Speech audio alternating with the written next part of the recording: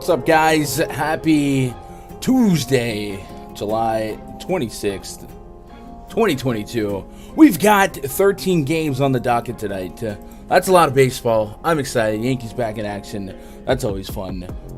And we have some actual aces on today's slate. Yesterday was not quite the same. My highest owned pitchers ended up being JT Brubaker and Zach Greinke. I was happy with Greinke. Brubaker could have been better, but it was that kind of slate. Hopefully a little bit better pitching wise. But last night actually ended up being a little bit profitable night, so I can't be mad at a little bit of profit. And I will probably never play Zach Greinke ever again. But yesterday, man, the price and slate was right, and I took that 18 and gladly logged that after what shook out, man. Hopefully you guys did all right last night. Shout out to the live chat, Sergio, the Bird Nerd, GQ, Steve. Subway battle is gonna be fire. What up, the boy from Cali? Yeah, the Subway series should be fun. Giancarlo Stanton just got put on the IL. Kind of figured he was injured. He had missed like 2 games since the All-Star break. The first one thinking that, all right, a little break from the MVP All-Star game, but I figured something fishy was going on. So hopefully that's not going to hinder us too much, but that probably just means Matt Carpenter is going to play every game or something like that. And then we are getting really close to the trade deadline. So I'm looking for some movement. And then like today, Frankie Montas up against the Astros. Wonder if he has a good game, if that means anything extra. You know what I mean? Anyway, the stream brought to you by RunDFS.com. You guys want the spreadsheet, my player pool, all that good stuff, go to RunDFS.com. Get yourself a VIP membership. Football, I didn't realize this till last night. Football is only like 5-6 weeks away. And yeah, my boy Rich was like, yo, we doing season long? I was like, yeah, but we got time. And then I was like, oh, it's getting close. So that made me a little bit excited to start getting that set up and going. So hopefully you guys are excited. Well, when football, basketball gets back, it's just a busy, fun time for content on the channel. But we got 13 games to talk about. Is the music fine? And I know it's a little loud in my headset, but I think for you guys it should be all right. I just want to make sure. Let's do, what do we do? We'll do the weather first, all right? Let's go to Roto Grinders. Check out Mr. Ross' weather report. See what he's got for us to look out for. Pittsburgh and Chicago. Winds are more easterly than anything else, which is just blowing in from right at around 10 miles an hour. Cool. Rays at Baltimore. This is a big one because Shane McClanahan's on the bump. Yellow-orange. Very little organization to the scattered storms here. It is more, quote, stormy early with lighter showers late. Best guess would be a late start and play, but it honestly just depends on how radar looks closer to game time. So that is significant to track because Shane McClanahan, obviously one of the highest ceilings on this slate, means it could shake up some stuff. Yellow-green, Atlanta at Philly. Heavier rain should hold south and southwest. Parentheses, around Baltimore, where Mr. McClanahan is. Low chance of shower here being heavy enough to stop play. Mostly looks good. They could play through whatever falls. All right, cool. Angels at the Royals. Yellow-orange. Rain is light and spotty to start, so expect the game to start on time. The later we go, the more widespread and heavy the rain becomes. So delay chances increase, as well as, quote, didn't go 9 chances increasing. So a postpone or a cut short game. I'm kind of tentatively putting a yellow-orange for now, which is off times. Kevin code for need more information. All right, cool. And then White Sox at the Rockies. Coors is always going to be like spotty showered, right? So we will take that and we will get to work. I actually did type up the first game already, and I also need to, let's see, what do I need to do to make this look good on your end? I just need to drag it to the left, and then everything's in there. And then we're vibing. Braves and the Phillies. So Both teams already produced a confirmed lineup. 80 degrees out there in Citizens Bank Park. Spencer Strider taking on Aaron Nola. Two quality pitchers. 2.78 expected ERA on Strider with a ridiculous 38% K rate. And then Aaron Nola, 2.72 expected ERA with another ridiculous 28% K rate. And he's been just fine at home in Citizens Bank Park. 27% K rate. And Strider on the road, 38% K rate. So very, very serviceable pitchers here. I think there might have been a little hoopla on Strider's last game. I know he kind of caved in, but I think a lot of that was the result of I think it was a misplayed double play opportunity, and it just led to a bunch of runs. So let's go check out his game log to maybe was it the Nat? I think it was the Nats game. Let's go to batted ball data. 411 xFIP. Could be better, could be worse. But I'm willing to forgive that one, especially knowing that the Nats are one of the more contact-prone teams, even though he was getting strikeouts in that game. But maybe there's a little bit of buyer's remorse after that start. But not for me. Yeah, walked away 3 fantasy points, 4 Ks, 4 innings. I think these two pitchers are really, really good, so they have to be in the player pool. So we have to pull up Guns player pool, and I think I'm gonna start things off. This is the ultimate scumdacker game, right? Two well above average pitchers and two offenses that have pop in one of the most hitter friendly parks on the slate. So this is all 4 corners. So I think I'm going to start Strider and Nola as a tier 2, and we might adjust from there. Matchup-wise, in terms of strikeout hunting, there's plenty on both sides. The Braves on the season, a 25% K rate against righties. In this particular lineup, just Matt Olson, Eddie Rosario have a sub-20% K rate against righties, and that's very targetable. But at the same time, above average in WRC plus. They don't walk a lot, so I think that's another bump for us. So yeah, I think it has to be all 4 corners, and this is going to have to be reactive to where the field is at ownership wise, on everything, to the 2 pitchers and the offenses. And then I would probably also not limit stacking here to just 5. I think I would, get a little bit more enthralled with the 3-mans. Spencer Strider against lefties, 0.42 home run per 9 against lefties, 42% ground ball rate. Kyle Schwarber, the main concern for me here. Hoskins and Castellanos. If we're looking at bomb detectors, just Schwarber and Derek Hall have the highest rating here. So nothing massive, but we know these teams are talented enough. I also think being closer to 80 degrees is another bump for pitching. So that's the ultimate weatherman game, right? It could. 25% chance of every outcome. So I'm just going to have to play it like that, be a little bit lazy. If we were to isolate stuff for like 20 or less, I'd be more inclined to believe in the pitching than the hitting here. And that's how we're going to play that. What up, Mr. Monte? What up, Rob? Bad throw from Riley led to a long inning that went downhill. Yeah, I'm with that. That's what it was, Austin Riley. It was supposed to be a double play, and they didn't get to, and then you can't assume the double play, and it's all bad. With that said, hey, we got 2 talented pitchers here. It is Taco Tuesday on PrizePicks. Promo code GUNDACKER gets you double your first deposit up to $100. Taco Tuesday, they discount player props for most sports, and today for baseball we got a Hunter Green pitching strikeout prop that set the initial line from 6 strikeouts down to 4.5, so a little bit of value on that.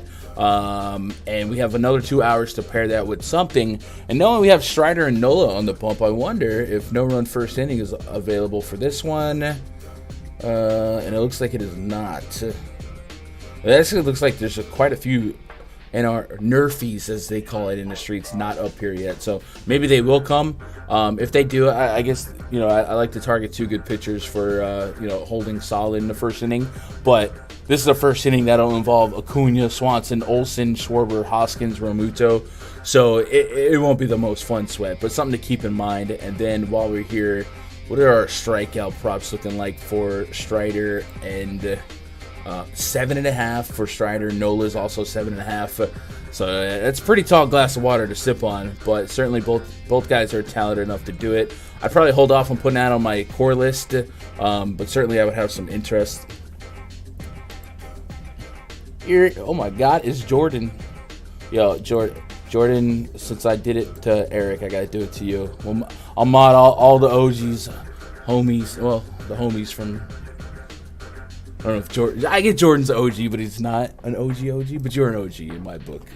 You matter. That makes no sense. Raising the Orioles. So remember, this game does have a little bit of weather concern. We'll get the projected lineups typed up. We don't have the confirmed lineups yet.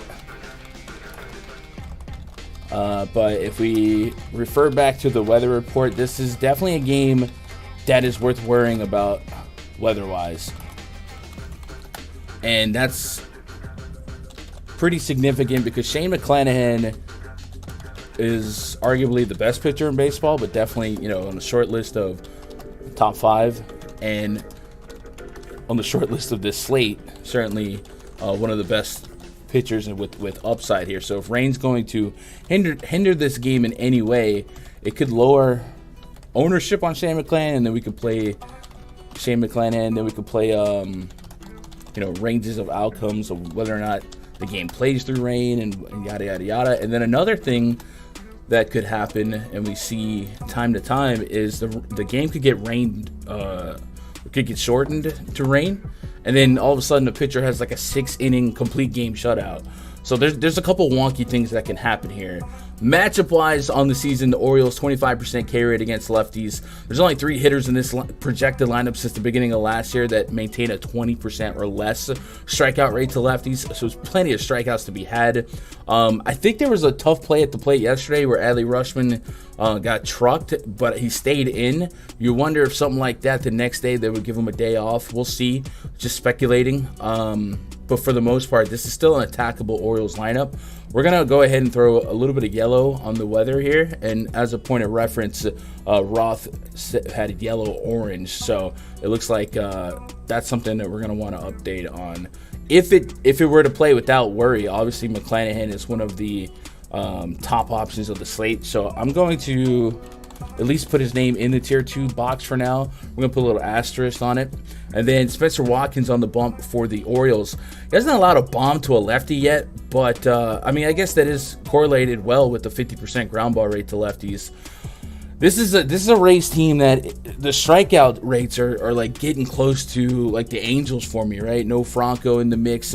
In this version of the Rays lineup, still projected, not confirmed, Yandy Diaz and Isaac Paredes are the only guys with sub 20% K rates. Rest of the team, big strikeout potential. And we saw this over the weekend with Brad Keller. It was 100 degrees out there in Kaufman, and he just put on a huge game. I can't really imagine a Spencer Watkins having that type of outcome, but what it does is allow me to not respect the Rays at a big level. With that said, Watkins having just a 13% K rate, 9.2% swing and strike rate. There's going to be a few of these guys, maybe we can neutralize their strikeout rates a little bit and get some contact. And if I want to take shots on those guys, I at least want guys that have proven power. And Brandon Lau is at the top of that list for me, about a 280 ISO since the beginning of last year against righties, 900 plus OPS. In the bomb detector, 4.1 rating and a 152 WRC plus since the beginning of last year against righties. So he would easily be one of my favorite Rays bats to target. G-Man Choi on that list as well, Isaac Paredes, all these guys, or those guys specifically, those 3 would be on the short list for me. Bottom of the lineup gets a little bit weird. Roman Quinn, I believe he used to be on the Phillies, little speedster, has a little bit of ISO, but I think that's more based on his legs than his bat. And then Yu Chang, was he on the Guardians maybe? I don't know. This is just a weird lineup. So if I had to get to the Rays here, it would be pretty focused on the projected 1 through 5, with the hierarchy being Lau is king. Orioles, I'm less than enthralled with getting to them. I probably wouldn't get to them even if I landed on like 25-30% McClanahan if we got the all clears go on weather. I think on a 2016 slate, I probably don't dabble that risky today, Riley and Acuna have crushed Nola. Dang, Myron. So I don't love BVP that much, but I will like look at the pitch report and see what that's telling me about Acuna and Riley. It looks like Nola is going to throw a lot of fastball, curveball, and Acuna and Riley. Acuna specifically has a pretty positive grade against the fastball, and they're all above average against the curveball. Just because you brought it up, I'll go look at the BVP on it. Riley has 3 bombs, batting 382 in 34 at bats. That's pretty doggone good. And Ronald Acuna is pretty similar. So, yeah, that is factually correct. But I tend to stay away from BVP specifically. But if we were to look at just pitch grades and pitch performances against said pitches, they profile above average. So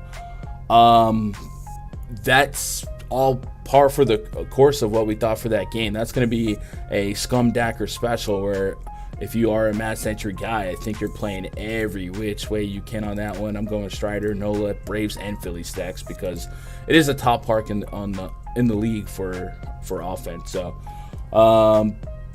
let's move on to next game here. Let's get Cardinals and the Blue Jays punched in. Cardinals are throwing Payante. I think in my stat pool, I think they call him Neil in the stat pool. Was there any Cardinals that were put on the restricted list for this game that came out? If I'm looking at this roster, I don't see Arenado or Goldie. But I don't know if that was vaccine related or not. So let's go Neil Payante, right? Is that right? No. Did they switch it to Andre? Yeah, they did. All right, cool. I like that. I like that better. Jose Barrios taking on Payante. The Blue Jays, a minus 230 favorite here. Kind of reminds me of that series against the Royals where they were massive favorites. And they are coming off a really, really successful trip in Fenway, which might be inflating our expectations of them. But at the same time, a Cardinals lineup without Goldie or Arenado is not the same. All right, Barrios, boom. Might be looking to buy some Booba. I don't know what that is. Goldie and Arenado not vax, stay out. All right, cool. That's a big hit. I mean, that's obviously that's probably their 2 best offensive weapons. Tyler O'Neill has come back. And this is a unique spot for him because Barrios has had a rough season, but we have seen some flashes of what they paid for. At least in the second 2 starts ago against Philly, went 6 innings, 13 strikeouts. Curtin called it with 7 strikeouts. So averaging 20 plus in the last 3 games, that's a positive at AK, especially now going against a depreciated Cardinals lineup. There's not a ton of implied strikeouts in this lineup. We do have big strikeout rates for Tyler O'Neill, Nolan Gorman, and Lars Nootbaar. Rest of the lineup, not as much, but we can offset that with their lack of power. Brendan Donovan, Tommy Edman, Albert Pujols, Andrew Kisner, all these guys have ISOs under 120 and aggregate of like 105 if we had to just spitball a guess here. So not a ton of power. So there's not a lot of excuses for Barrios to get shelled here today.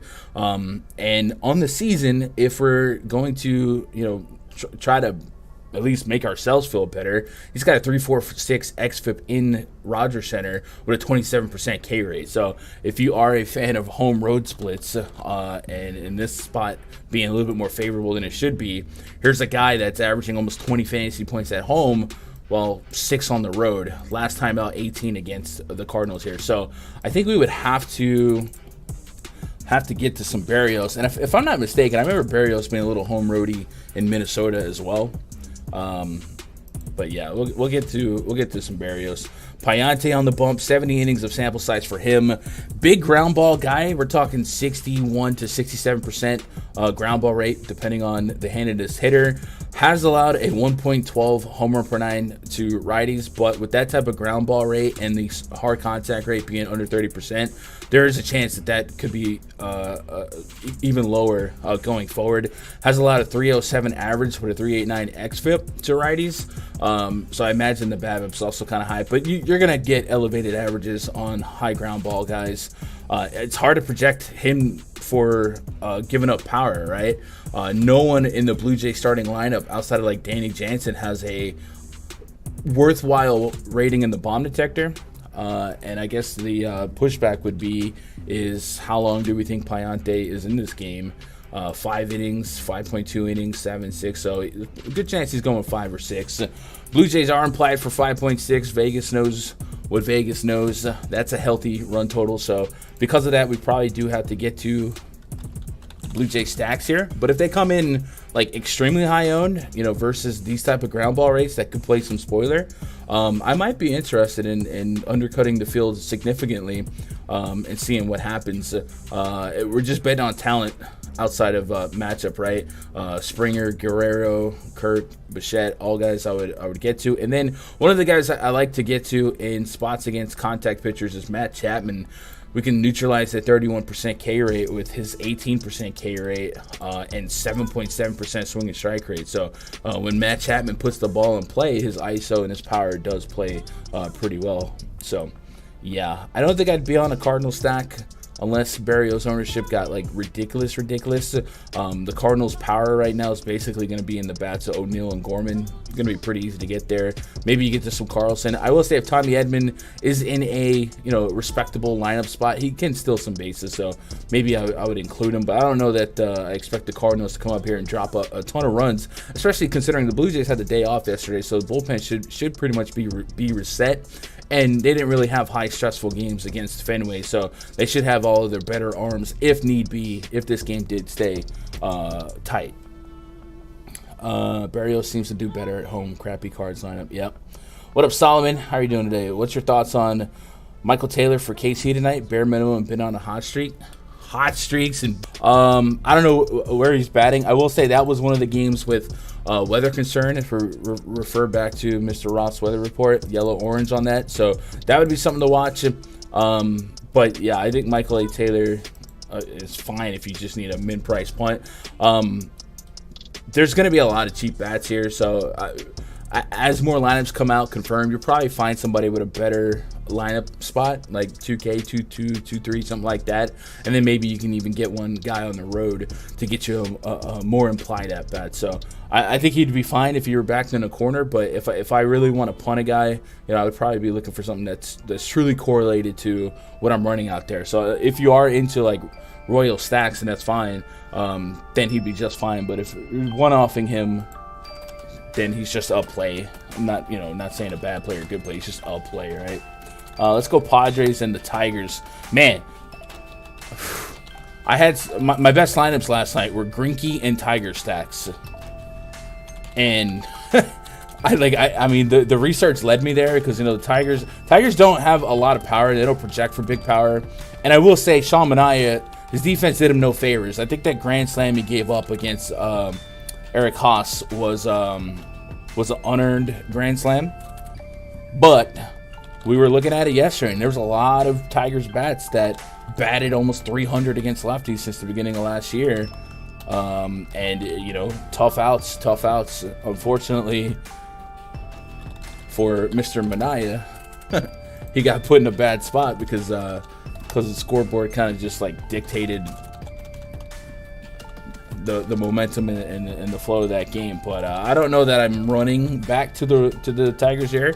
I'm gonna go ahead and be happy with what I got yesterday and go forward.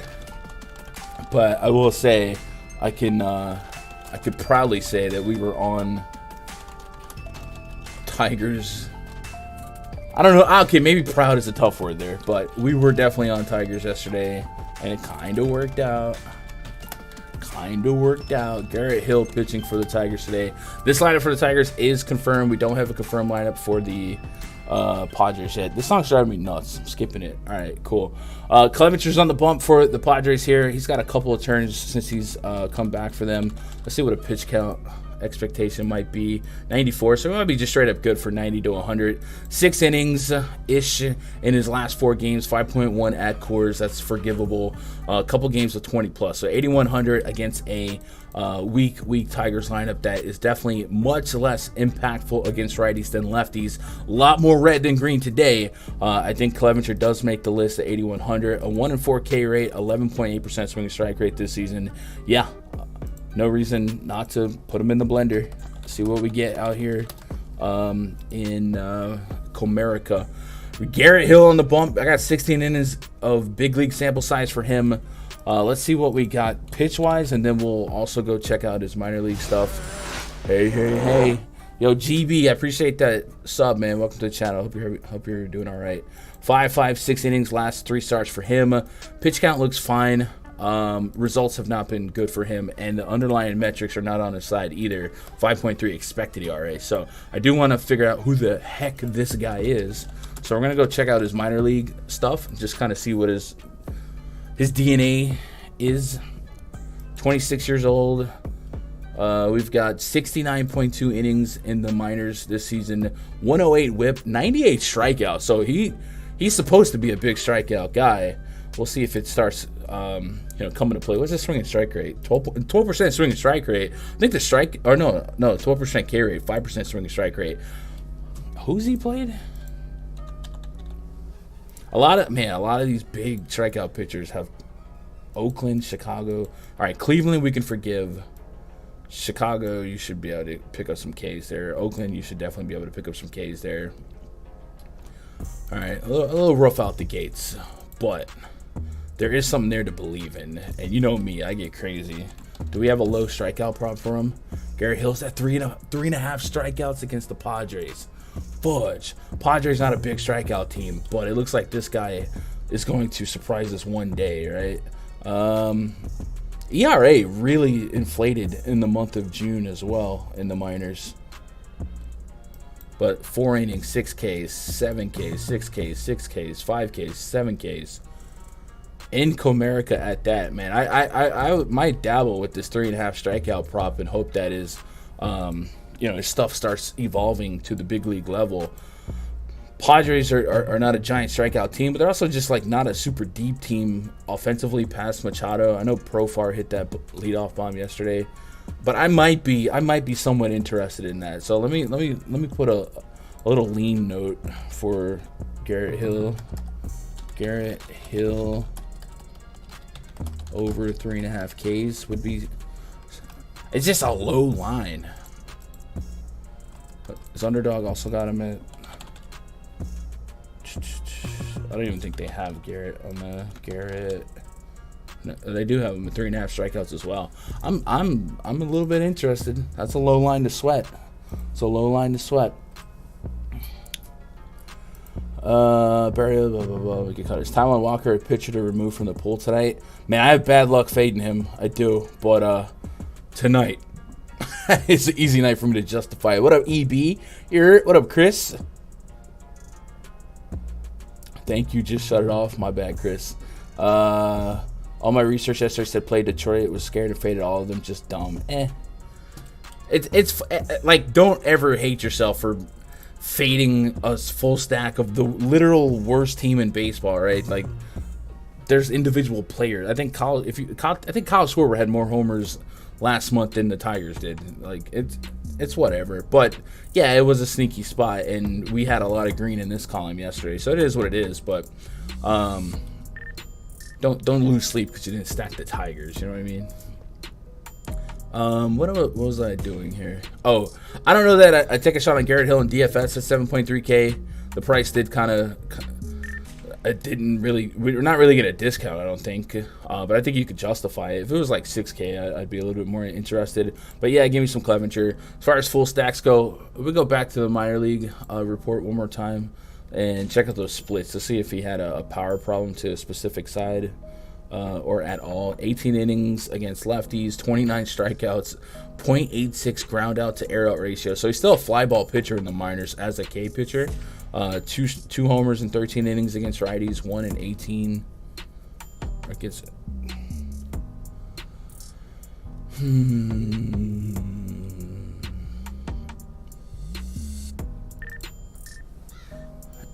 Bomb Detector does like Luke Voit, but I think if his strikeout stuff does come to play, Luke Voigt's the most strikeoutable Padre. And then Clevenger does have a lefty problem, 2 home run per 9 against lefties this season. And just throughout his career, we've known he can struggle with lefties. Riley Green is leading off for the Tigers today. And then also, that's kind of it for me in terms of hunting power from the left side here. I guess Jamer Candelario could qualify. 162 ISO is not nothing, but it's not really something. But he's really doggone cheap. Probably a good RBI spot to take advantage of that. But for the most part, this is just kind of a game. It exists, you know. What else we got here? Let's move on to next game. Get that punched in. I did green light that lineup. Yep. Okay. We'll go Guardians and Red Sox. Tizzle Maine. You guys ready to make some trades? You guys ready to become sellers?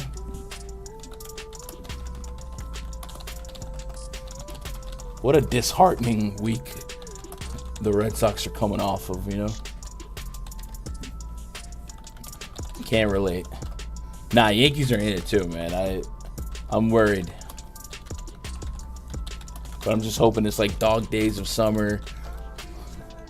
Getting caught up on the injuries. It looks like we lost Michael King for a while. He's definitely not coming back this year. It sounds like he might be able to avoid Tommy John, but we'll see. But that's a massive blow, and that's why my interest in Soto's kind of shifted a little bit. Obviously, who wouldn't love Juan Soto on their team? But with the championship window being so realistic right now, and our team losing Michael King, losing Chad Green, Luis Severino's injured, Jonathan Loaiza's not looking the same, Aroldis Chapman's completely washed.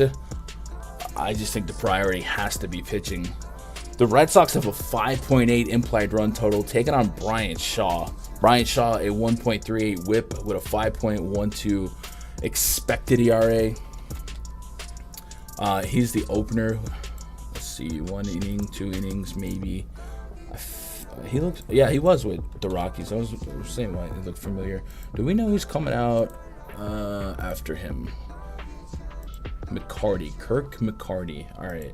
So Kirk McCarty is a lefty. So let's see what we got in his. He has a 4.8 homer per 9 to righties, 3.3. Okay. 12 innings of sample size. So he sucks. Brian Shaw sucks. And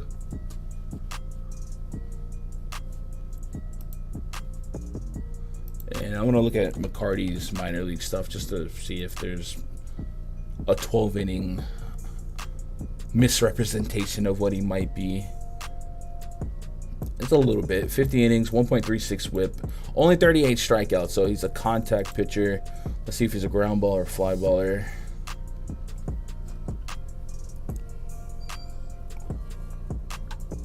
He's a fly ball pitcher with elevated whip. He gave up 7 homers in 30 innings. Sheesh. All right, well, we're stacking Red Sox. Lit. Josh Winkowski against the Guardians. You did your thing, dog, but that's going to be a no for me. Guardians, same rule, man. I typically just 3-man stack them. Fenway plays pretty funky, and Red Sox pitching is bad enough that I think today we'll get to 5-man Guardian stacks. Quan, Rosario, J-Ram, Naylor, Reyes, all those guys can make my lineups. Nolan Jones consistently at the top of the bomb detector lately. Since we're here, let me go make sure that all this is like in line with his minor league DNA, because every day I look up, it's like him and Trace Thompson at the top of the bomb detector, and I'm like, who? And Trace Thompson homered last night. I took his over half a base prop, but yeah. In the minors, he had a 917 OPS, so yeah, okay, that's real. So yeah, we're full stacking this game. Lit. No pitching for me. Just gotta make it to the wild card. You do. Just get in. Just get to the dance. And then you can make prom king.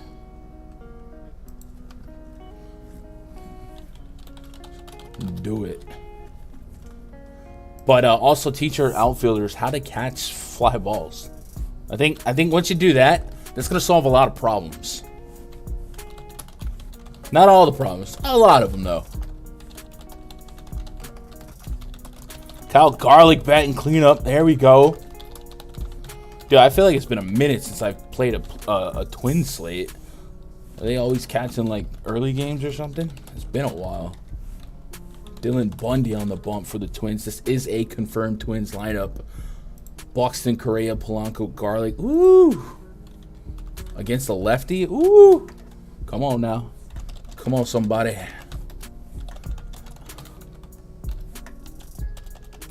Thomas, Rowdy Tellez. We'll do some digging on this pitcher, though. I'm not that familiar with Mr. Ethan Small, and I know somebody just brought him up in chat. It's really cheap, though. Hey, I'm Tyrone. All right, Ethan Small. 6.8 expected ERA, 2.2 innings. So we cannot really use that hiccup. Let's go see what he's got in Nashville.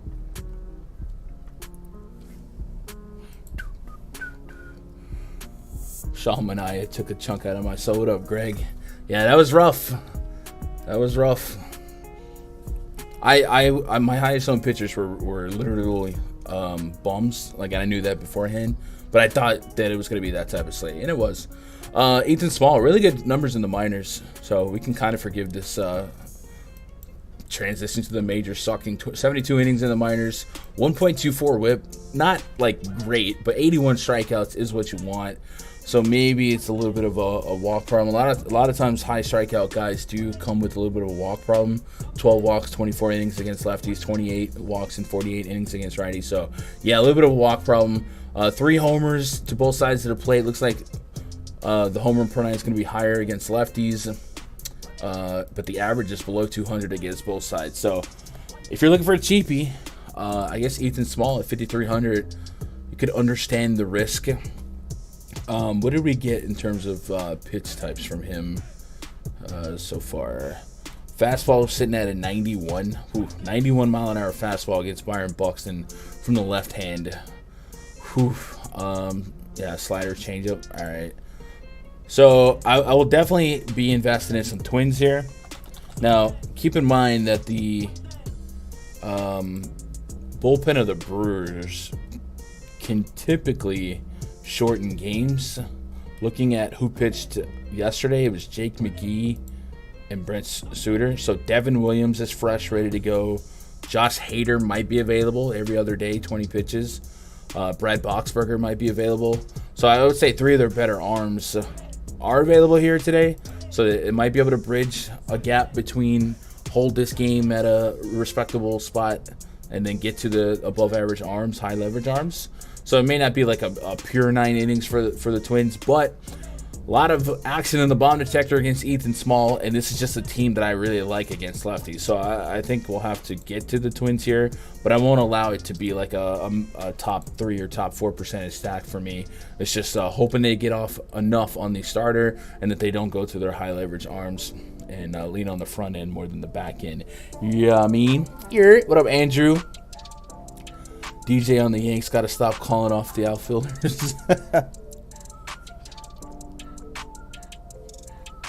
I like your data, but these are ball players, not robots. How you take into consideration a play being hungover?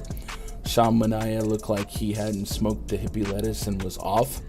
I mean, you can't quantify a player's sobriety, but I don't think that had anything to do with it. I think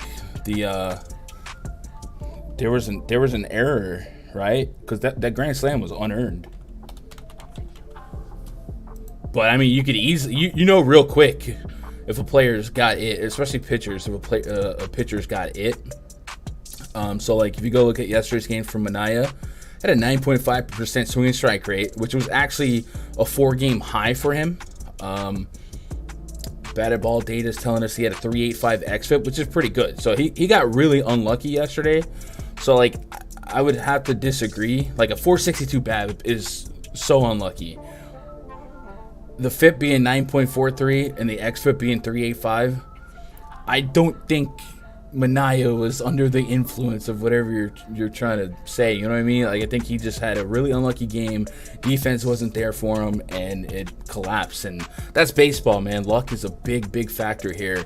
Yeah, we're going off of data and numbers and all that crap, but it's still a high variance sport. But I wouldn't say, looking at these numbers, that there were. And I guess we could look at velo as well, right?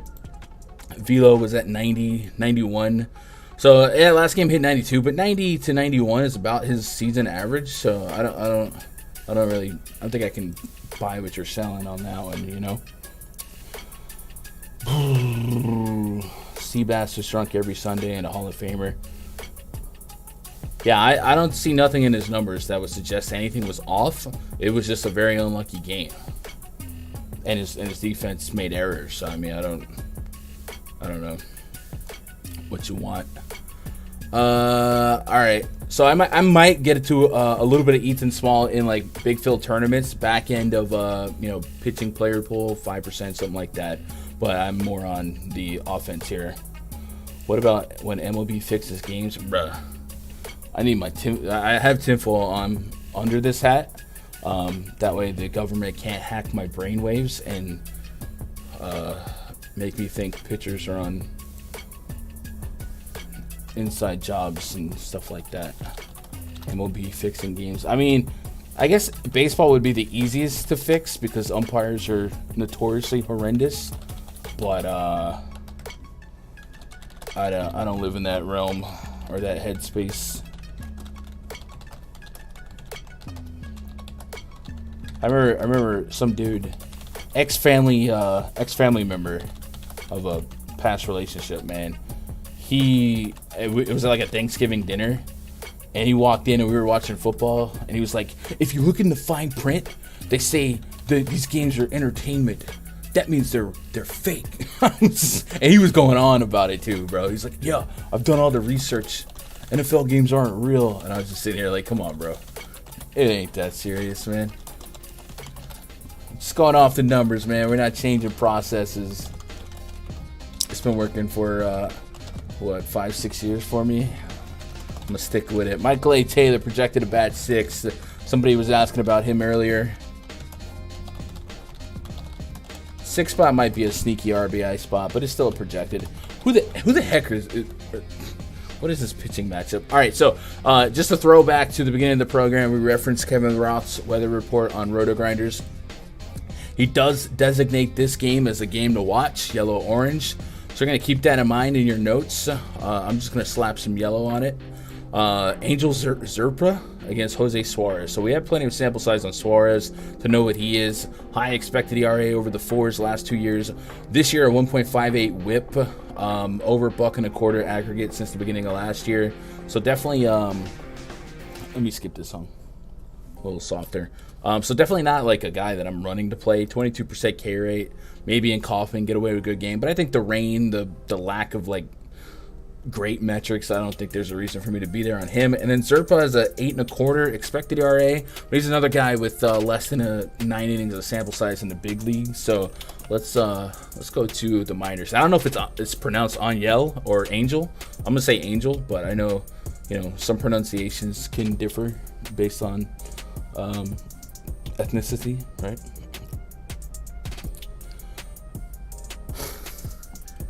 Astros 17 told you MLB fixes games. So I feel like that wasn't the MLB fixing games. I feel like that was a team cheating. I don't know. This is a weird conversation. 1.5 ground out to air out ratio against righties in the minors. 46 strikeouts, 44 innings, 250 average with 14 walks in 44 innings, 5 homers in 44 innings. So the homer per night is still there, even though he's a ground ball pitcher. Like, we can still attack him for homers, really, to both sides. So you like to see, but I look for like 1 homer every 9-10 innings. That's about what we're getting here. And the transition to the majors is something. With that said, it's the Angels, and the Angels suck. And the strikeout rate against righties is there. Against both sides, right? He's got more strikeouts than innings pitched. 69 strikeouts, 65 innings. I don't know. I don't want to do it, but man, the Angels are really, really rough. So many Ks in this lineup. 5 innings, 2 innings, 2 Ks against Toronto. Detroit got no Ks in 2 innings. Like, you could justify it. I think I'm going to hold off on putting my name behind him right now. We'll wait on the weather report. Offensively, Angels have a 4.2 implied run total. Royals have 4.5. Is what it is, right? Suarez, 2.1 home run per 9 to righties. Looks like a MJ Melendez spot. He has the highest the highest bomb detector rating in this game, even though he is a lefty. I guess we could look at Merrifield and Bobby Witt. Bobby Witt, a little bit of power, 222 ISO against lefties. Maybe look at him, but it's rough.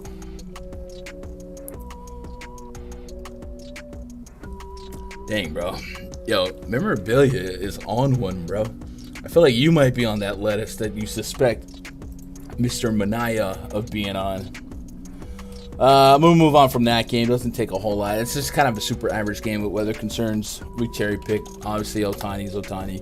If he leads off on the road, we're going to get some shares of that. We got the White Sox going into Coors.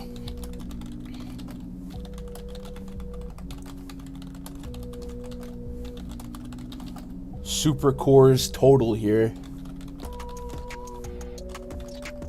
with both teams having 5.5 or greater implied run total.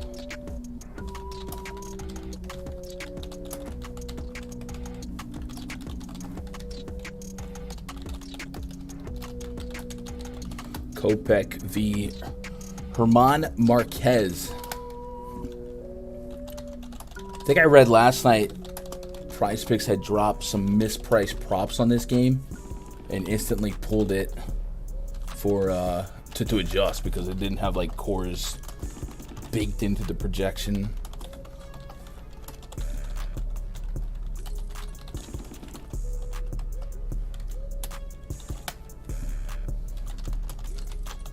So this is Coors. We don't really have to do a whole lot of research. It's Coors Field. I expect this game to come with a lot of ownership just by default. So we'd probably just wait for closer to lock ownership projections here, and then you just manipulate it the way that you want, whether you want to be overweight or underweight.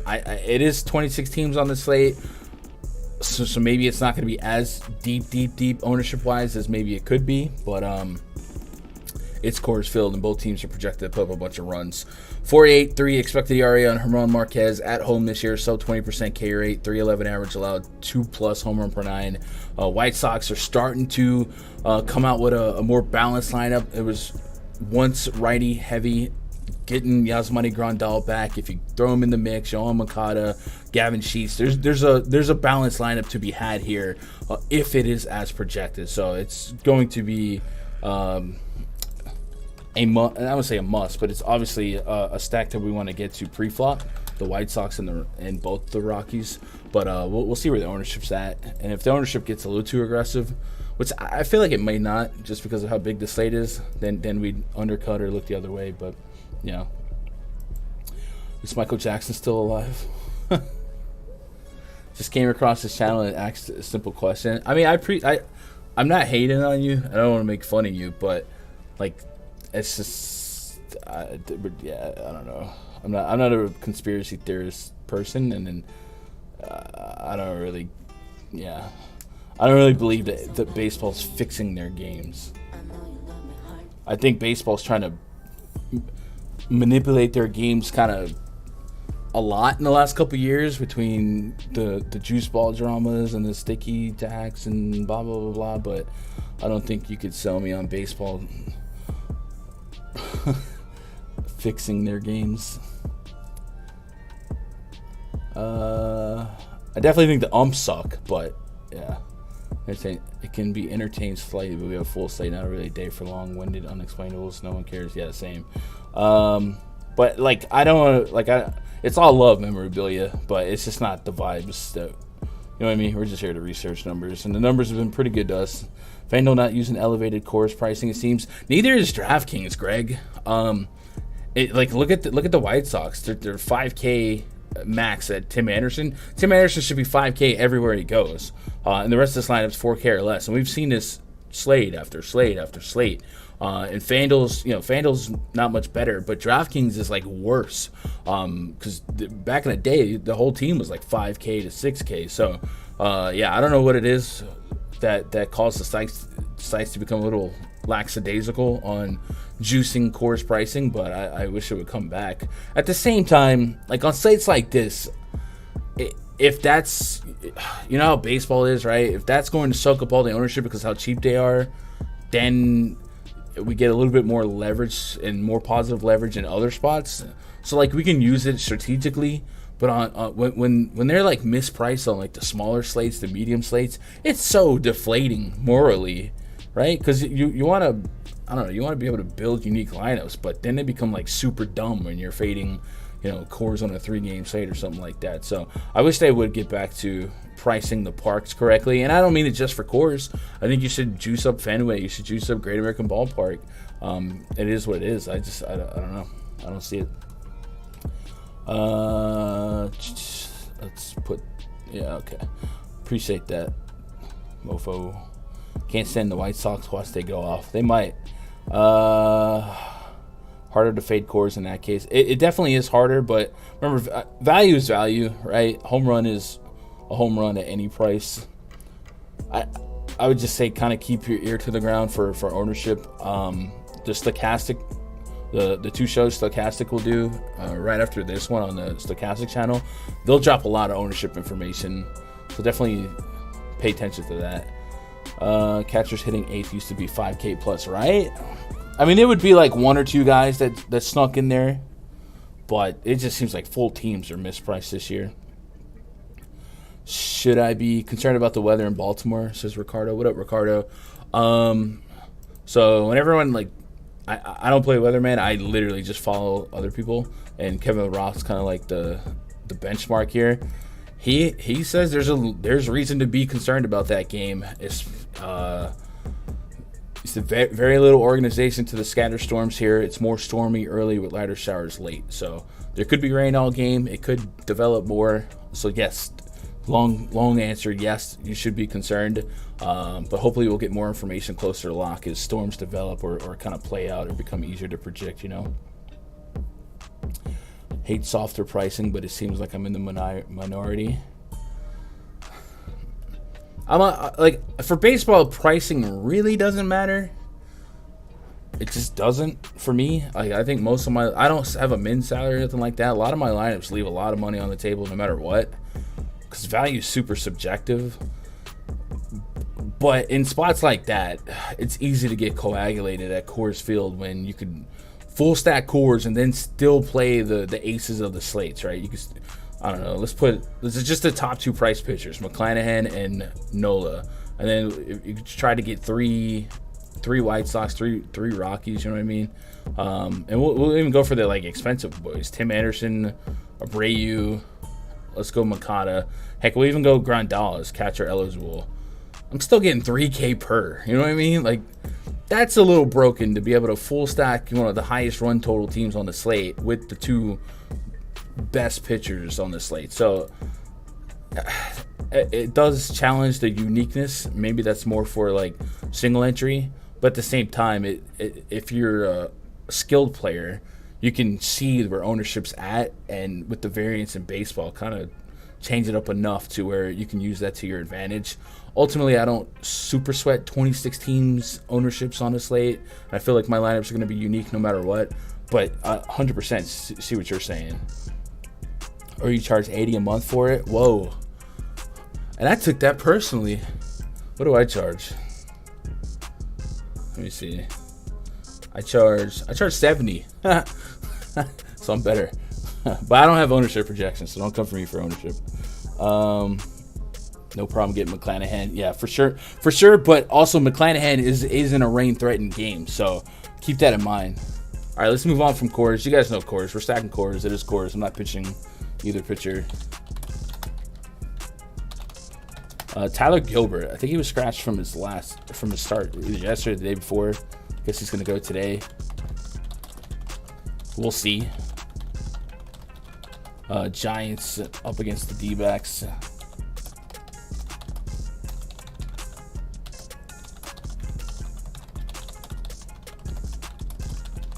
Got Carlos Rodon.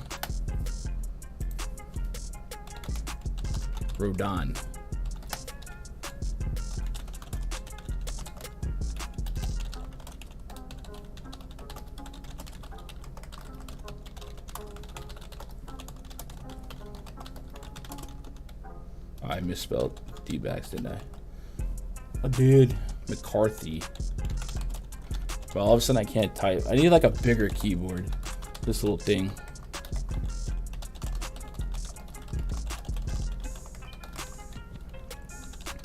All right, so it goes without saying I have no interest in pitching Tyler Gilbert. Goes without saying I have interest in pitching Carlos Rodon. With that said, a little bit of a scrappy D-backs lineup against lefties. Bunch of hit for average guys: Ketel Marte, Carson Kelly, Buddy Kennedy, and Perdomo in the mix. And then Carson Kelly, Ketel Marte, Christian Walker, and Perdomo, all with really respectable low K rates against lefties. But Rodon is one of the best pitchers in the game, so I can kind of offset my concerns there. So I think we do get to Rodon shares.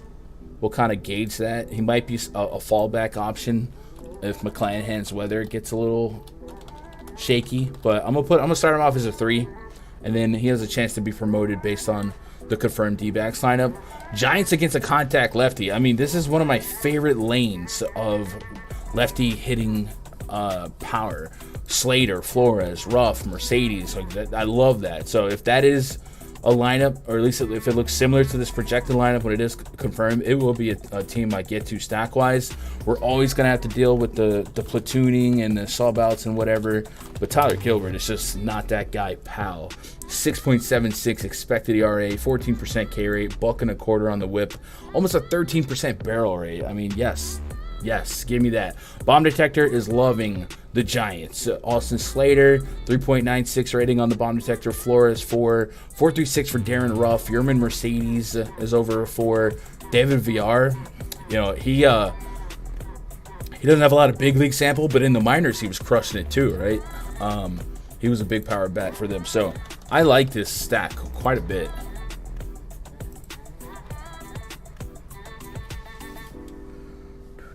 In the minors, he had a 1. OPS. That's nutty buddy. Let's split it against lefties, see what it went to. 949. So a little bit more power against righties, but still very, very, very much a power guy. 5 homers and 81 at bats. So we do like the Giant stack. We do. And D-back, I probably don't get to a D-back stack. We'll see. What up, Gilbert? Hope you're doing all right. What up, Travis? White Sox not throwing massive ownership. Yeah, I kind of figured it would be a little bit more dilapidated on a big slate like this, especially with the. I think the Red Sox have a higher run total than Coors. It's not by much, but I think it's higher. Yeah. All right, next game punched in. There's not a lot of. I expected more confirmed lineups by this point in the day. Astros at the Athletics. Kyle Tucker had the day off yesterday. Kind of not ruined, but it made me shake up my outfield ownership when that lineup finally did come out. And then we had some big scores coming out of the from the Athletics. Sky Bolt contributed. Tony Kemp, I think, homer, like random. Oh crap! It's a Luis Garcia game. I might have to double check, make sure we're getting the right stats on Garcia.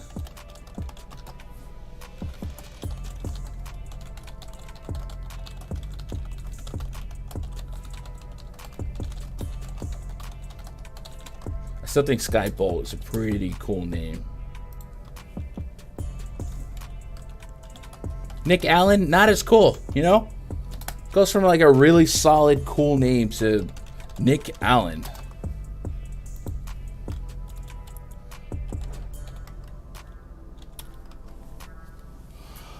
Four run total for the Astros, 3.2 on the Athletics, so really, really low run total. 61 degrees in Oakland Coliseum. Frankie Montas could be pitching his last game for the Athletics today. We'll see. 3.58 expected ERA, 108 whip, 3.32 Sierra. Everything is good. And he's held his own against the Astros the last 5 starts I saw. 13% swing and strike rate. So unstoppable force, immovable object. I think it's fine to want to get to some Astros, but in context, I think the Astros, we look at their top 5, top 6, in contrast to Coors. Like, it's crazy that they're more expensive in 60-degree Oakland, right? So I can kind of see them falling by the wayside against a plus pitcher. So maybe that makes them a little bit more lucrative.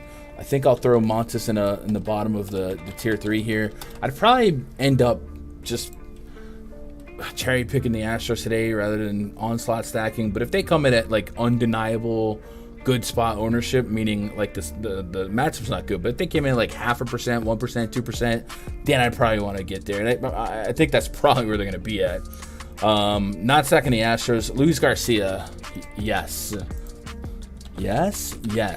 We're going to play Luis Garcia, and then we're going to figure out which one of these is Luis Garcia.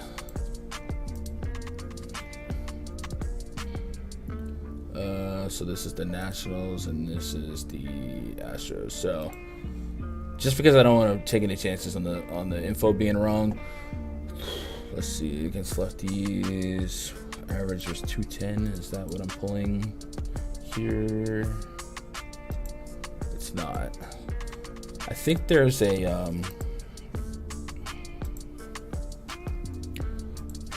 pitcher, another pitcher.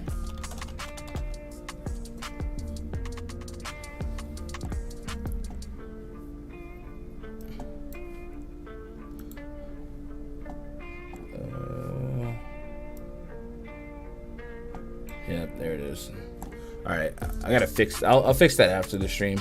But every time Luis Garcia pitches, I have to go through this process to clean up what it's actually bringing back.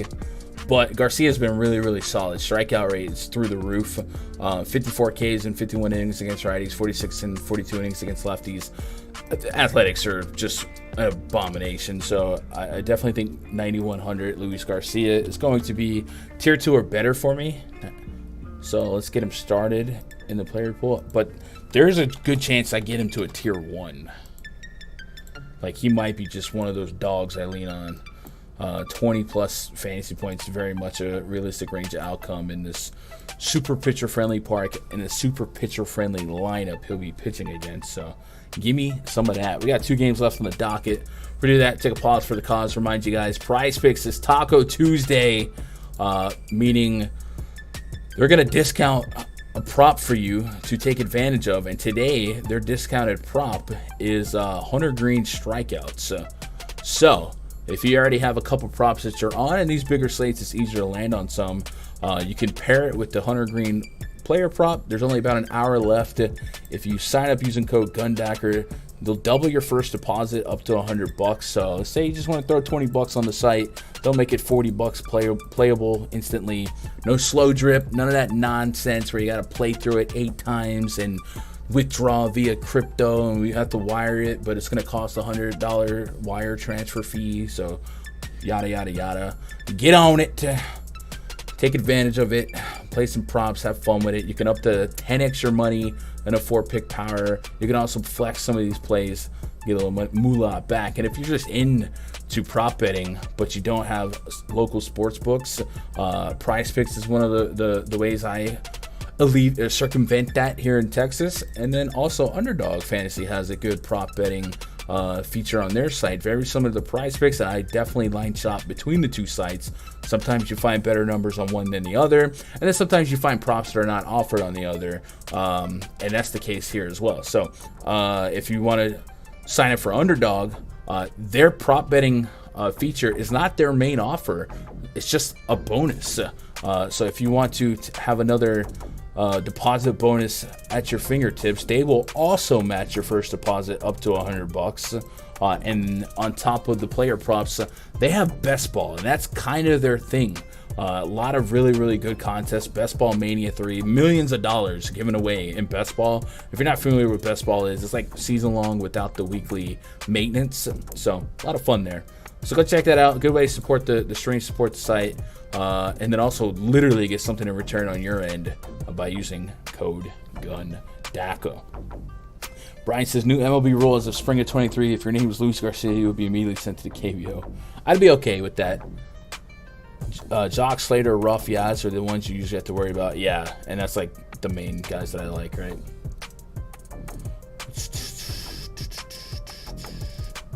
But I will say this. Like, if you're going to stack the Giants. You can't worry about the sub outs. I mean, you can, like, you worry about that in the fact that, like, if I'm playing 150 lineups, I'm probably not going to give 20% of those, 10% to the Giants.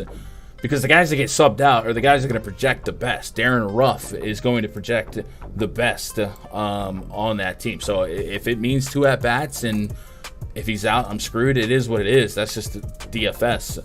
But I wouldn't, if you strip out all the guys that might get subbed out, then you're kind of skeleton crewing your way, and you might be missing out on the reason they're in the game to begin with. So you just might have to full send it. You know what I mean? Let's get the next 2 games smacked into the spreadsheet, and then we'll be on our way. Then we'll go back and see if we got some confirmed lineups to throw in here. Marcus Semien. George Kirby on the bump. Nate Lowe hit a bomb for us yesterday. Shout out to him.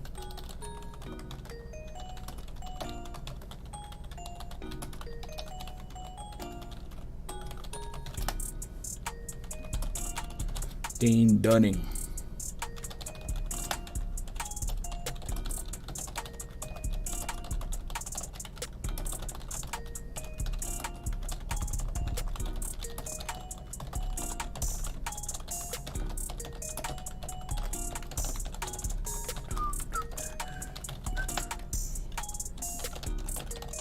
All right, Kirby, $1.25 on the whip, 22% K rate, 10.4% barrel rate, and he is struggling against righty power.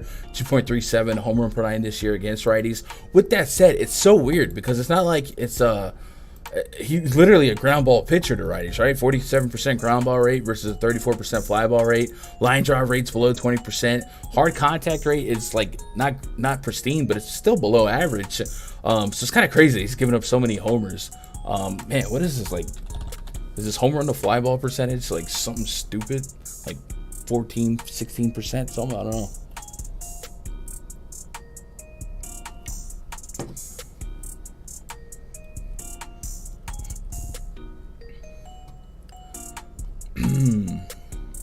It's 22%. Jesus H. With the infield hit rate of 14%. Oh man, this guy. Only a 2.8% infield fly ball rate, so he's not missing bats against righties. But that's wild.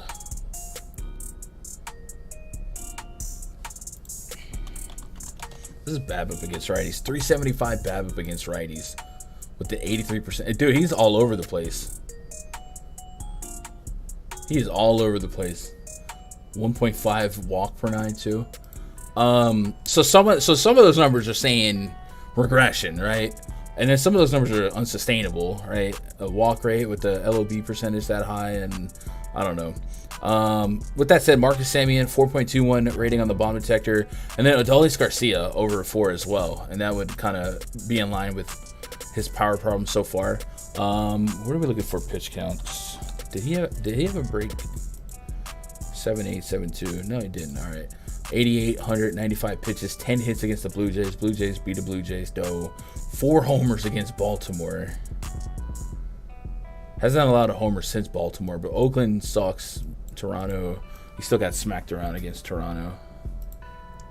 All right. Do we want to play Kirby 8,500? I feel like there's still a cause for strikeouts interest here, but I feel like there's enough pushback that I'm going to little trepidatious here, and I don't know if I'm missing out on a giant ceiling. So I might stay away for now. I think he will make the 150, but it would be probably a single-digit percentage kind of guy. Dane Dunning, I'm not super enthralled with. Sorry, my phone is going nuts right now. I got a lot, like, between 1 and, like, 3 p.m., my phone is just, like, light up. Dane Dunning on the road, 4.5 xFIP, 300 average allowed, no strikeouts, really. So I'm going to stay away from him. He doesn't have a power problem against righties, but against lefties, he has leaked it a little bit more. 1.35 homer per 9, almost a 300 average allowed. So good spot for Jesse Winker. Julio Rodriguez always in play. Speed, power, great combo. I don't know that I'm getting to onslaught stacks here. 3.7 run total for the Rangers kind of helps out my Kirby concerns. So let's throw Kirby in the bottom of the tier 3. And then we'll see where the Mariners fall once I get there later today, you know. Boston lineup came out cool, lit. Projections need to account for pinch hit risk. A lot of lineups do. So like if it depends on how the projection is calculated. I'm working on a model right now, but the pinch hit risk is pinch hit risk is there for a lot of players on like the Giants, but also like home teams. So the model that I'm working on is like implied at bats based on the lineup order. But some teams are just exceptions to the rules, and that's the problem when you get with 30 teams on a slate. Is we like projections to be a little bit more streamlined, because projections in baseball are they're I don't want to say useless. They're a baseline for what we're doing, but clearly baseball projections have to be the most inaccurate projections out there. So I just wouldn't sweat it. I more so lean on quality of matchup for players.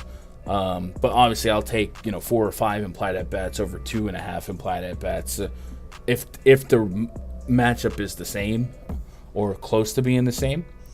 But yeah, it is very meticulous to try and draw up baseball projections.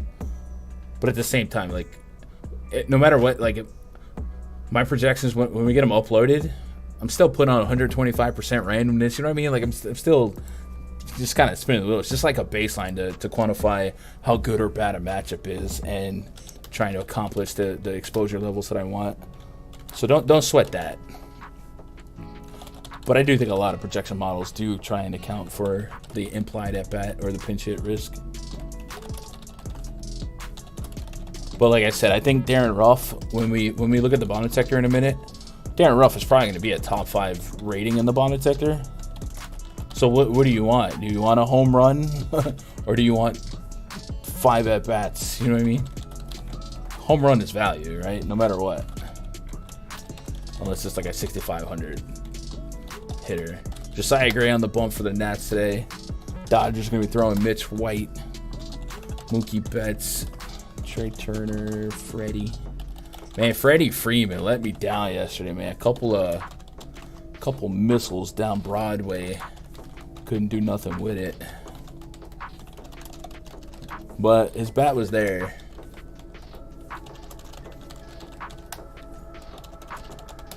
Definitely not playing Josiah Gray. 3+ homer per 9 to lefties this season. Freddie Freeman come right back to the mix. 4.15 bomb detector rating for him. A bunch of 4+s in this lineup no matter what. Jay Clan, Max Muncy also enjoying the benefit of elevated bomb detector rating. So Dodger stack, you guessed it, in play today. As always, it does seem like there's been it feels like it's been a while since a full Dodger stack went nutty. You know what I mean? But I can't turn away from Josiah Gray here. Mitch White on the bump for the Dodgers, 4.5 or 4.15 expected ERA, 4.35 Sierra, 1.2 WHIP. I don't really like to pitch against the Nationals because they're not a massive strikeout team. I think there's plenty of pitching elsewhere that I just don't need to get to Mitch White. So give me some Dodgers. And that's all I got to say about that. Where we at on likes? 46 likes, 100 plus. Could we get 60 likes? That's not greedy. 60 likes. We'll look at the bomb detector, and then while we do that, we'll look at some confirmed lineups, right? I don't know if I'd call baseball projection inaccurate. I'd say they're looking for the 50% line of all outcomes. The 50% line of all outcomes. Yeah, I mean, when I say inaccurate, I mean baseball projections versus every other sport that we project, at least like football and basketball, right? It's insanely inaccurate versus the baseline. But that's not like a knock on projections, because you need something to feed the opto. It just means like even guys that are likely to hit a home run, we're not going to project them for 14 points, right? So I don't know. But it's just more so the variance of baseball versus the projection model itself. I don't know. I think we're on the same page. What up, Steve Mitchell? Hope you're doing all right. Mitch White wouldn't play Mitch White. It's just if there's so much variance in a projection itself, then that's why I mean don't sweat the projection as much when it comes to like small nuances. Because like yesterday, was it yesterday or the day before, I played the Max Meyer kid from the Marlins, and he threw like one or two at bats and they yanked him for it. It's just that's how dumb baseball is, that all the projection systems no longer matter now because the game plan changed. All right, let me refresh the confirmed lineups and we'll see what's confirmed. We'll get it punched in. Then we'll look at the bomb detector. We got a bunch out. So Ray's lineup came out. Yandy Diaz, Brandon Lau, Rosarena, G-Man Choi, Isak Paredes, Luke Raley,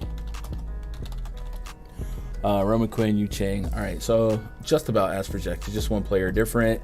Cedric Mullins, Trey Mancini, Santander, no, Ryan Mountcastle, Anthony Santander. All right, Austin Hayes, Adley Rutschman in the lineup. So good for him. That's a good sign. Every time your like prized possession gets into a collision, just kind of think maybe the next game they're getting a day off, but that's good news. Blue Jays and Cardinals, both lineups up. So Tommy Edman made the lineup, and he's leading off.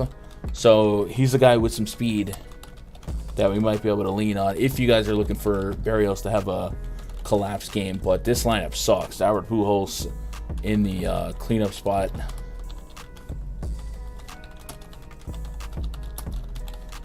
If you guys missed the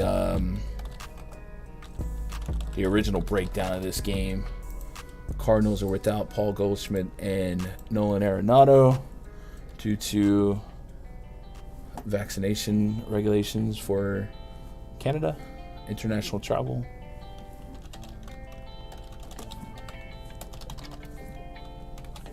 What an advantage.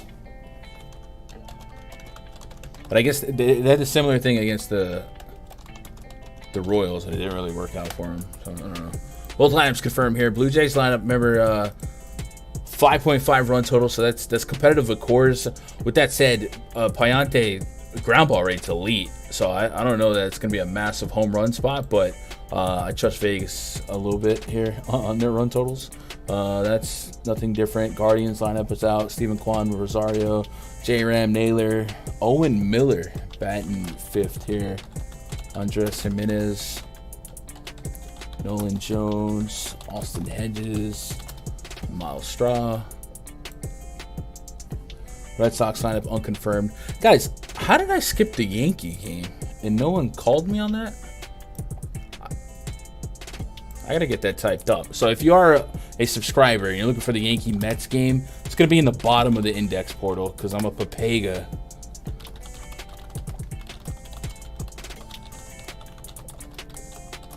Both lineups are out. Stanton's on the IL. So we might get a little less rest for this series, but then again, we might not. I don't know what the does anybody know what the if there was like a corresponding transaction to Stanton on the IL? Did they call up Tim LeCastro again? Maybe. I was kind of surprised they sent him down.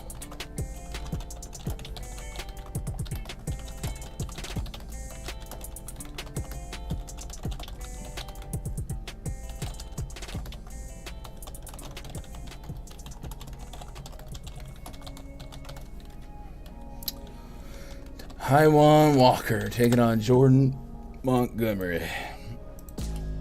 I'm probably not pitching either pitcher. I will definitely stack Yankees. Walker's been serviceable. His ERA's outperforming his expected ERA in Sierra. But those two numbers, to his credit, not that bad. 1 in 5 strikeout rate. Almost a 10% swing and strike rate. And we know there might be a couple extra strikeouts based on the Yankees' propensity to just stare at pitches. Aaron Judge, I'll never forget that homer he hit in Citi Field that turned Yoenis Cespedes into a statue. Kind of owns that place. 21% barrel rate when he makes contact. And Taijuan Walker only striking out righties at an 18% clip. So a good spot for Judge to put the ball in play. Yeah, we're stacking Yankees. All right, let's get back up to confirmed lineups. Twins lineup, I think we already had that one. I was trying to get a bunch of lineups fall. And Twins. Royals lineup came out. Whit Merrifield, Benintendi, MJ Melendez batting third. Hunter Dozier in the cleanup spot. Pasquantino, Emmanuel Rivera batting sixth. So Michael Taylor got bumped all the way down to the 8th spot, which I think that's not, I don't want to say bump, but I know we were talking about him earlier and he was initially projected in the 6th spot. So it is definitely a downgrade. And since we're talking about implied at-bats, 8th spot at home, when you are a slight favorite, could rob you of an at-bat. So if you're looking for value, maybe kind of consider a couple other spots. D-backs lineup is out. Carson Kelly, Luplo, Ketel Marte, Christian Walker, Kennedy, McCarthy, Alcantara, Alec Thomas over Dalton Varsho. And then we can green light that one. And I think that's good for now. And then we'll look at the bomb detector. They called up LaCastro? Okay. Julio to the Bucks. Was that a trade or is it a free agent? Let's see. Julio Jones. Yep. Julio Jones to sign a 1-year deal with the Bucks. So Godwin, Evans, Julio Jones. That seems fair. Julio over AB. Being a Dodgers fan, it's hard for me to play the Giants ever, but I do like the money more than I hate the Giants. Let's go, D. Baker. Hey, man, I'll be stacking the Red Sox in solidarity with you tonight, Mr. Baker. Oh, man. What randomness exposures do you recommend? So, randomness, you can use if you have Fantasy Cruncher, there's a normal randomness based on like if you have Pro, but for baseball you can use 125% randomness because that's how variant baseball can get. As far as exposures, I would say the exposures they should be correlated with one, how many lineups you're running, right? Bigger stands if you're running 20 or less lineups. If you're running 150, I think your exposure should be relative to the field on whether or not you want to, undercut, match, overweight, something like that. So I don't think that's like a paint by numbers answer. So I guess I would ask how many lineups you're running. Because if you're running 100, 150 lineups in tournaments, you're really just trying to win first place because it's hard to profit otherwise. So you got to make some pretty bold decisions. And on a slate like this, if a player hit like 15, 20%, ownership, you probably want to tighten that up and undercut severely, if not fade completely, right? I think Walker dominates tonight with 7+ Ks. So I would say I wouldn't be shocked if he had 7 strikeouts against the Yankees because the Yankees tend to stare at strikes or get bad calls. But we've also seen pitchers, strike out per inning and also get rocked. So I don't know.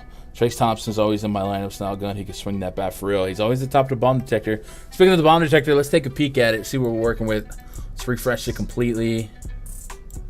Take out all the NAs, sort it from best to worst, and then I'll zoom in on it. If you follow me on Twitter, twitter.com/Gundecker, I'll tweet it out once more lineups get confirmed. At the tippy tops, David VR, only 16 at-bats for this sample size, but we did look at his minor league stuff. He is a power hitter, but it was, I believe, more so to the righties. But here's Darren Ruff. So we were talking about it. Pinch hit risk is certainly there for him, but here he is, we'll say with sample size, top on the entire slate in the bomb detector. Then we got a couple of these Twins bats, but be a little bit cautious because it's based on 2.2 innings of pitcher sample size. But I think we looked at That kid's minor stuff, and it's not a bad spot, but I think with more sample, they wouldn't be as inflated. Marcus Semion's up here, but as a matter of fact, let's just take out anything less than 7 innings. So that's going to take out all the Twins. Keep that in mind if you guys are subscribers. Marcus Semien started on the bottom protector. Jose Ramirez, Andrew McCutchen, Freddie Freeman up here. Max Muncy, Nolan Jones, Yerman Mercedes, Brandon Lau. So a lot of Giants up here naturally. No surprises. Judgy with a 403 rating in the bottom sector. Will Smith. Luke Voigt's up here. But that kid that they're going against has a big strikeout rate in the minors. So if that starts finding its way to the major league level, Voigt is like a 30% K guy. And then, yeah, so pretty normal names, but also some fun names, right? No Red Sox in the bottom detector. I think I saw Xander as the highest. Xander has a 3.88 rating in the bottom detector. I think they're missing a lot of their power bats, right? The Red Sox. Let's see, Red Sox. Let me zoom out now. JD Martinez has the highest bomb rate. Is Martinez in the lineup? Did that lineup come out? I know Devers is hurt. So JD Martinez would be the highest rating in the bottom detector, and then Xander's behind him at 3.8. So the thing is, Brian Shaw is only going to be out there for 1 inning, and then they're going to turn it over to I forget who it was. McCarty, who is a lefty.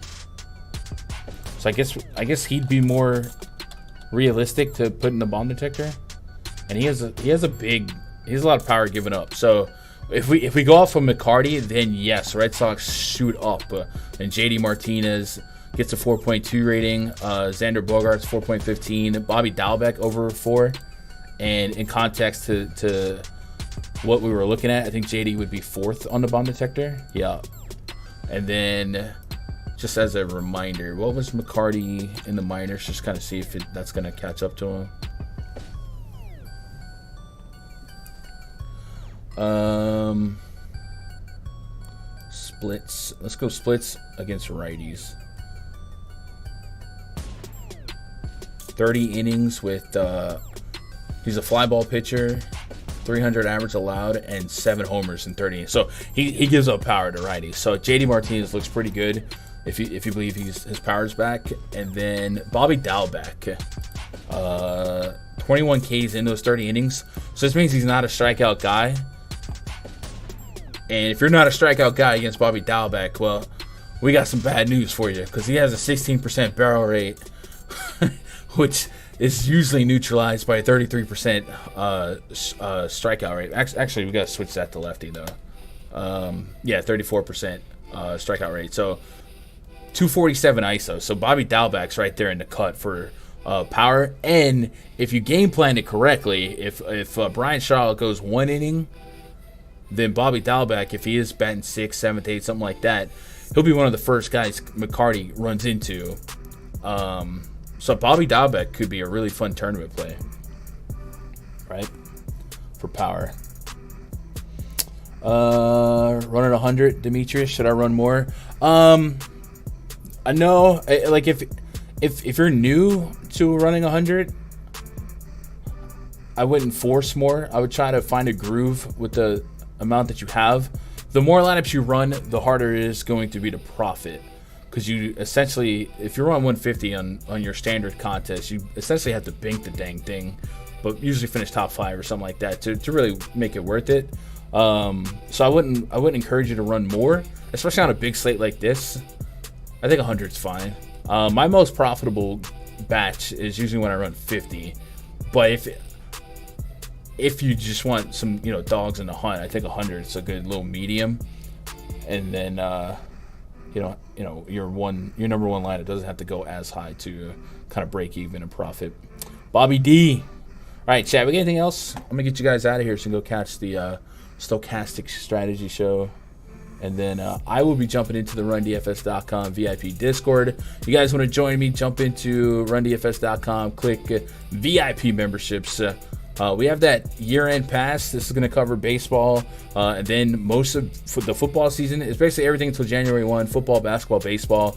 You're going to get a $100 credit towards Fantasy Cruncher, so you essentially rebate this down to $200. And then when you do that, click VIP portal. You'll get a link to this spreadsheet, the bomb detector, all that crap, my player pool, and then a link to the rundfs.com Discord, where I will be chilling in the voice chat for the next couple of hours. And then if you want to join a community Discord, Roger Center opening the roof, by the way. We have a free Discord. Link to that's in the description below. It's this one. This one, a lot of the chatter is a little bit more prop bet centric, but you could always talk DFS, tag me or something like that. I'll keep an eye on it. But that's that, man. I definitely appreciate you guys making part of my day be part of your day. The grind don't stop. We still got to go. So if you guys want the updated bomb detector, twitter.com/gundacker. I should be back tomorrow. What's tomorrow's slate looking like? I feel like it's going to be a small slate since today's so big. But then again, a lot of series are starting today, so maybe not. Tomorrow, 2, 4, 6, 8. But it's an all-day thing. So there might not be a stream tomorrow from me tomorrow. From the Department of Redundancy tomorrow. When do the Yankees play tomorrow? Main event. Dude, there's no West Coast games in the night slates tomorrow. So no stream tomorrow. Oh, man. I appreciate you guys. I love you guys. Tell somebody out there you love them. Stay safe. Stay cool. Good luck. God bless. Go win some money.